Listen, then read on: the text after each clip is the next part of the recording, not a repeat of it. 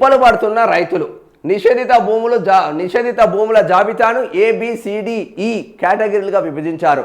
ఇందులో అటాచ్డ్ భూముల విషయానికి వస్తే రంగారెడ్డి జిల్లా మహేశ్వరం మండలంలోని కొన్ని భూములను గాలి జనార్దన్ రెడ్డికి సంబంధించి ఈడీ అటాచ్ చేసింది. అందులో సంబంధం లేకుండా బై సర్వే నెంబర్లు ఉన్న రైతుల భూములను కూడా అధికారులు చేర్చడంతో ఇప్పుడు ఆ రైతులంతా తీవ్ర ఇబ్బందులు పడుతున్నారు. మీ తప్పిదం ద్వారా రైతులు ఎందుకు ఇబ్బంది పడాలి? ఎవడైతే తప్పిదం చేసి రైతుల భూములను నిషేధిత జాబితాలో చేర్చిండో ఆ ఆఫీసర్ను, ఆ ఆర్టీఓను, ఆ ఎంఆర్ఓను, అక్కడ ఉన్న జిల్లా కలెక్టర్ను ఇమ్మీడియట్గా పీడీ యాక్ట్లు పెట్టి లోపలేయాలి. నా నారైతులను ఇబ్బంది పెట్టినోండి. దీనిపైన మనకు చిత్తశుద్ధి లేదే. రైతులు ఎడబోతేంది? మనకు పారిశ్రామికవేత్తలు చల్ల ఉంటే చాలు, మనకు నాలుగు రాళ్ళు వెనకాలకు వస్తాయి. ఆనికో ప్రాజెక్ట్ ఇస్తే చాలు, ఫ్యూచర్ సిటీలో మన పైసలు మనకు రాత్రికి రాత్రి సూట్ కేసులలో వచ్చి ఇచ్చిపోతారు, వాళ్ళే ఇచ్చిపోతారు. మనకెందుకు? ఇంకా రైతులను ఇబ్బంది పెడతారు మీరు. ఇప్పుడు ఆ రైతులంతా తీవ్ర ఇబ్బందులు ఎదుర్కొంటున్నారు. బిడ్డ పెళ్లి కోసమో, ఆసుపత్రి ఖర్చు కోసమో, చదువుల కోసమో ఉన్న ఎకరా అరెకరా అమ్ముకుందామని ఆ రైతులు ఇక్కడ చూసినావా, బిడ్డ ఆసుపత్రి ఖర్చుల కోసం భూములు అమ్ముకోవాలి, చదువుల కోసం భూములు అమ్ముకోవాలి, బిడ్డ పెళ్లి కోసం భూములు అమ్ముకోవాలి. కానీ మన తెలంగాణ మాత్రం వెలుగుతుంది. మా తెలంగాణ రాష్ట్రం అతిపెద్ద రాష్ట్రం అయిపోయింది. మొత్తం బంగారు రాష్ట్రం అయిపోయింది. బంగారు తెలంగాణ రాష్ట్రం అయిపోయింది. గట్టిగా జబ్బొచ్చి హాస్పిటల్లో అంటే భూములు అమ్ముకోవడం తప్ప దిక్కులేదు సామాన్యులకు.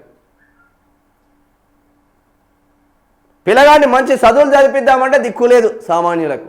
మళ్ళీ భూములు అమ్ముకోవాల్సిందే, ఇల్లులు అమ్ముకోవాల్సిందే.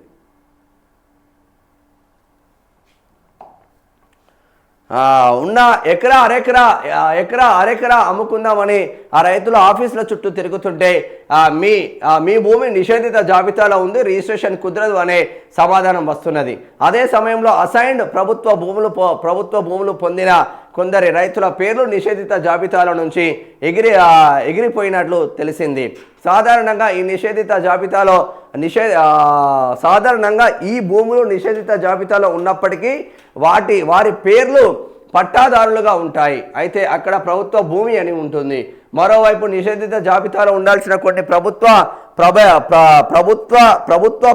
సేకరించిన భూములు అటాచ్డ్, ఆ భూములు మాత్రం సాధారణ జాబితాలో కొనసాగుతుండడంతో అవి అన్యక్రాంతం అవుతున్నాయి. చూసినలా వీళ్ళ గొప్పతనం. అసలైన రైతులదేమో నిషేధిత జాబితాలో పెట్టి పడేసింది దుర్మార్గులు. ఎవరు? కేసీఆర్ నుంచి మొదలుకుంటే ఇక్కడ దాకా గదే తతంగం నడిచింది. పెట్టిందే కేసీఆర్ ప్రభుత్వం.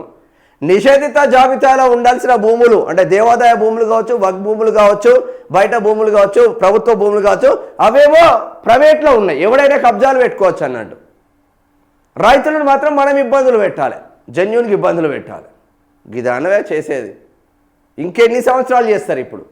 సరే, ఆ దుర్మార్గులు అట్లా చేసిందని మీకు ఓట్లేసి మీకు పంపిస్తే మీరన్నా ఏమైనా చక్కగా చేస్తారంటే మీరు ఇప్పటికి ఒక్క అప్లికేషన్ అనే క్లియర్ అయిందా? పొంగులేటి శ్రీనివాస్ రెడ్డి గారు, భూభారతి దరిద్రం పోయింది, భూభారతి చట్టం వచ్చింది, దానిలో అన్ని విధాలుగా మేము అందుబాటులోకి తెచ్చినామని చెప్తున్న పొంగులేటి శ్రీనివాస్ రెడ్డి గారు ప్రభుత్వం ఇప్పటికీ ఒక్కటైనా క్లియర్ అయిందా అని అడుగుతున్నాం. వారు తీసుకోవాలి నా లైవ్ కాల్ ఎంఆర్ఓలను. ఒక్కటైనా క్లియర్ అయిందా? కాలే. చెప్పుడు ఒకటి, చేసేది ఒకటి. ఓ పిల్లాడు నిన్న పొట్టు తిట్టిండు కాంగ్రెస్ కార్యకర్త. ఇదే నిషేధిత జాబితాలో ఉన్న పరిస్థితి.